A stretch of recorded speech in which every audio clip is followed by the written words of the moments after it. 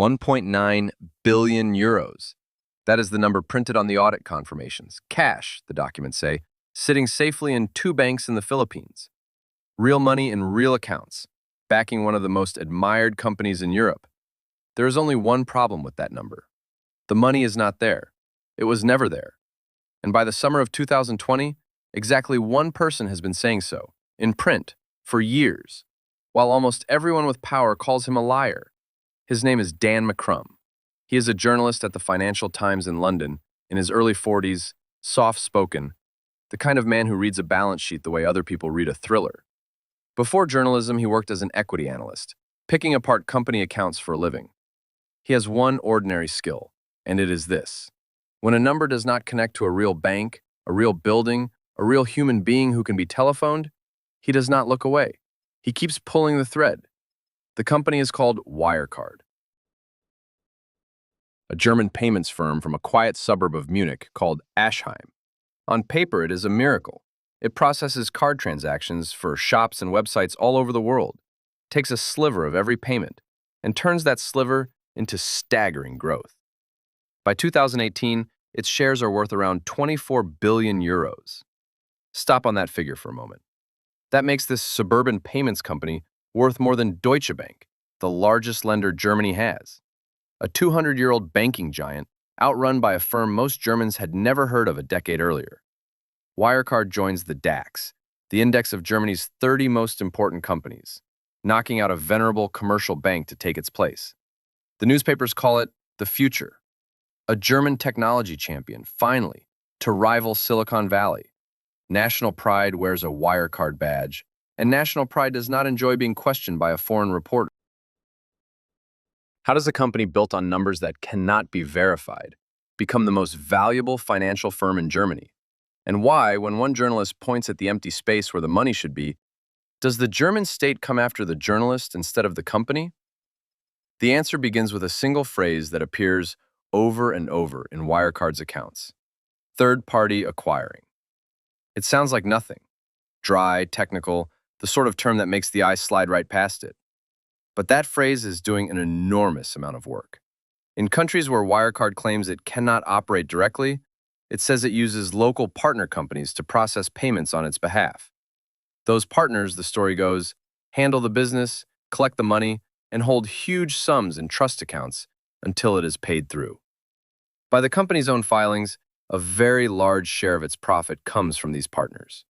Operating partnership agreements, the contracts are called. The partners are in places like Dubai, Singapore, Manila. And when investors ask to see them, to verify them, to so much as name them clearly, the answers grow vague. The buildings, when anyone bothers to visit, turn out to be wrong. A registered address that is a private home, a partner that, on inspection, seems to be little more than a name on a door. McCrum keeps a list of these partners and the money supposedly flowing through them. He keeps returning to one detail above all: the cash in trust, the escrow. The line on the page that says the billions are parked, safe, real, just out of view. He cannot see it. So he writes that he cannot see it. That is the whole crime as far as he is concerned. Not an accusation, a question, set down in cold print. Where is the money? The first shots in this war are fired back in 2015. McCrum publishes a series under a wry title, The House of Wirecard, laying out the holes in the accounts, the partners that do not add up, the profit that appears from nowhere. The reaction is not a polite letter from the company's accountants.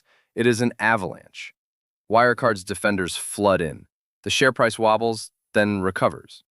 Anonymous reports circulate accusing the short sellers, the investors betting the stock will fall, of running a smear campaign. And something stranger starts to happen around McCrum himself. He notices he is being followed. Not a feeling. Men in cars outside places he visits. Later, it will come out that Wirecard hired private investigators to watch the journalists and the investors circling it, to dig into their lives, to find leverage. His emails are targeted. People who feed him information start to get nervous, then frightened. One man in Singapore, a young lawyer inside the company, is sitting on a stack of internal documents that describe exactly what McCrum suspects. Sitting on them in fear because the company he works for does not lose. This is no longer a disagreement about accounting. It has become something with watchers and lawyers and money enough to bury almost anyone. But Dan McCrum still has the same small, stubborn skill. He can read a page, and on the page, the billions in the Philippines still refuse to appear. To understand how it came to this, how a payments company from a Munich suburb grew untouchable enough to put a reporter under surveillance, and how a national regulator ended up shielding it, you have to go back to what Wirecard told the world it was, and to the gap, quietly widening for years, between that story and the truth. Wirecard began as something small and grubby. In the early 2000s, it processed online payments for the businesses other banks would not touch. Gambling sites, adult sites, the internet's gray edges. A young Austrian named Markus Braun took over as chief executive in 2002, a consultant with a doctorate and a habit of wearing black turtlenecks, styling himself a little like the technology visionaries he admired across the ocean. Under him, the company shed its seedy reputation and rebranded as something clean and futuristic, a fintech, a processor of the invisible river of money that moves every time a card is tapped anywhere on Earth. The pitch was simple and intoxicating. The world is going cashless. Wirecard sits in the middle of that shift, taking a few cents from every transaction. And as the river grows, so does Wirecard. Investors loved it. The share price climbed and climbed. The reported revenue climbed with it, year after year, smooth and steep, almost too clean a line. That smoothness was the first thing that bothered the people who looked closely. Real businesses are messy. They have bad quarters, lost contracts, regions that disappoint. Wirecard's numbers rose like an escalator.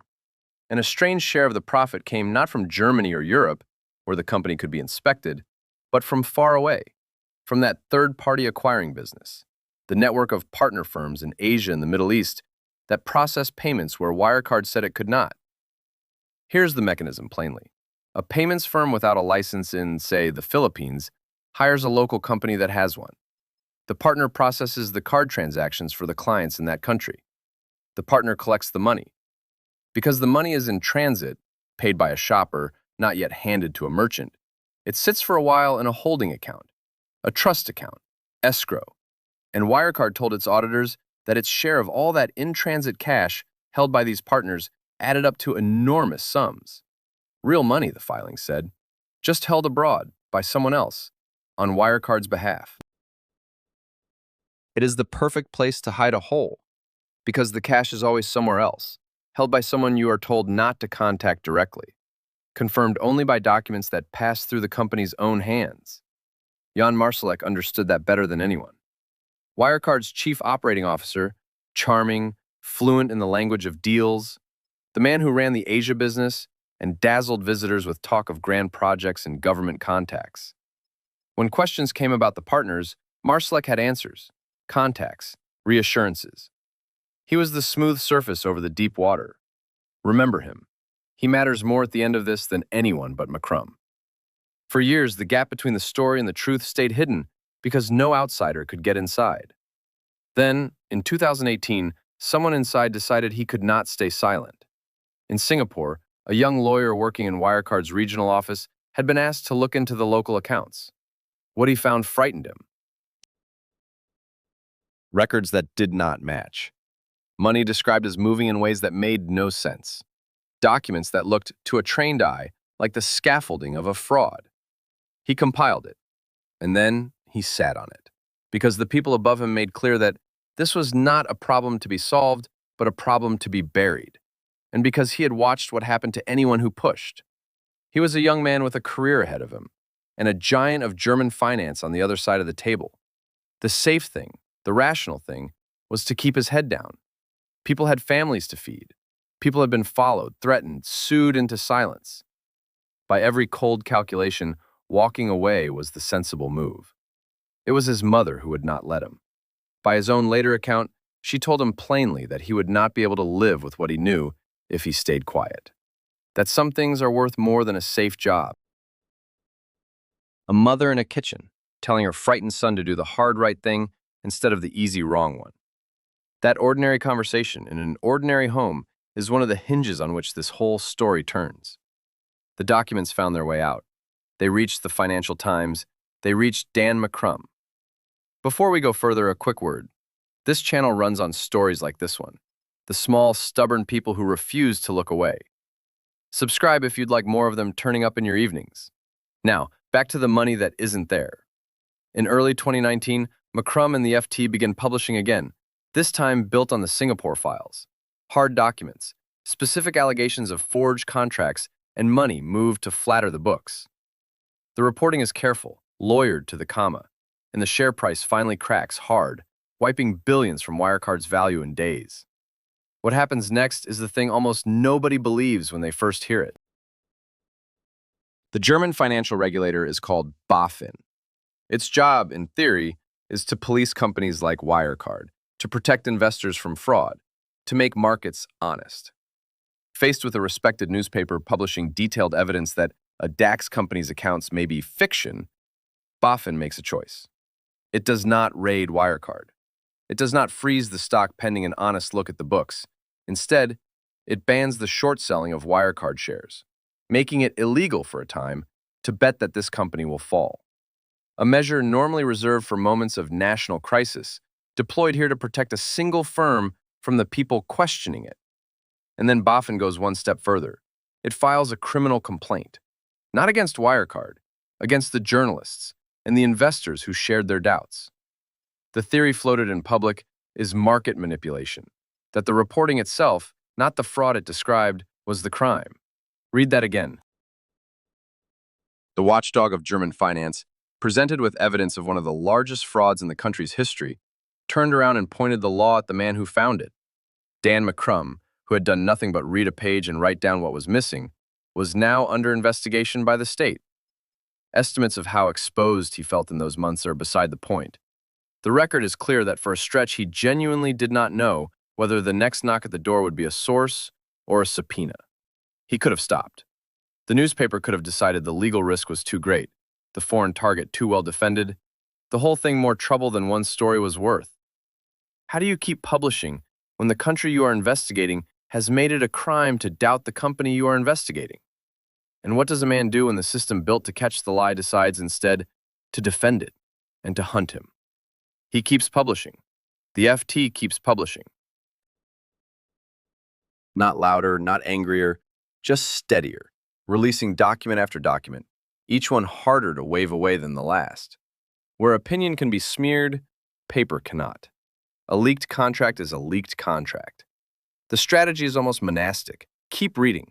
Keep showing the page. Let the silence around the missing money grow until everyone can hear it. And slowly, the weight of it begins to shift the ground.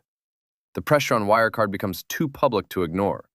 To prove its innocence, the company agrees to something that sounds, on its face, like confidence. An independent special audit by the firm KPMG, given access to the books, sent to confirm once and for all that the billions are real. Wirecard supporters cheer. Now the truth will come out, they say, and the foreign newspaper will be exposed. Marcus Braun himself promises the audit will clear everything up.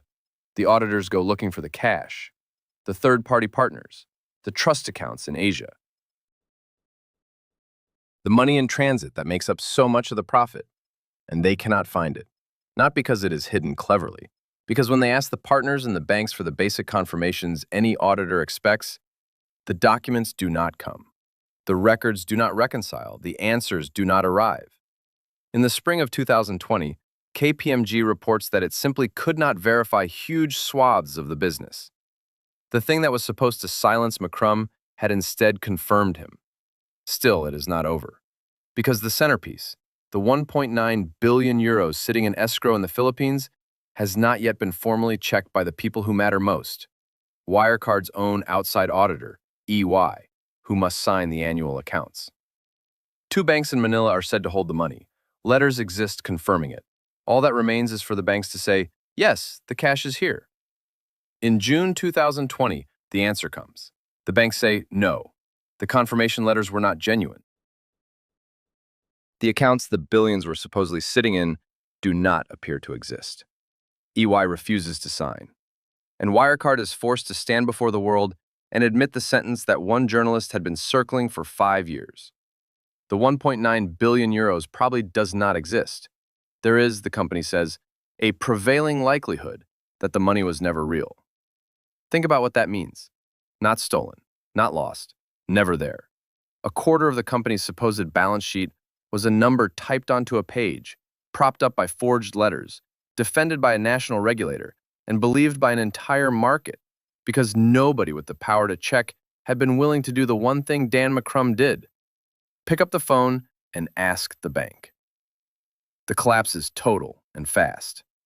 Within days, Wirecard files for insolvency, the first company in the DAX, the proud index of German industry, ever to do so.